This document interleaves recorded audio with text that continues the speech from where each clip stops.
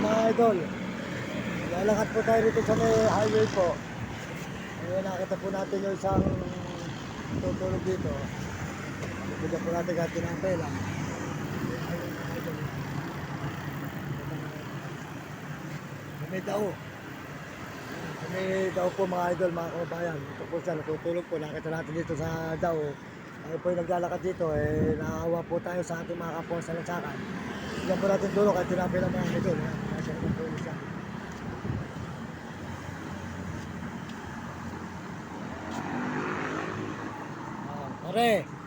Pare, kahit tinapin lang, makakain ka. Ika nga, pasensya ka muna dyan. Ika nga, tiga saan ka naman? Saan na probinsya mo? Okay, saan na probinsya mo? Yun. Ano? Dao ka. Yun. Kaya nga po mga kababayan, nakakawa po yung ating mga kababayan dito.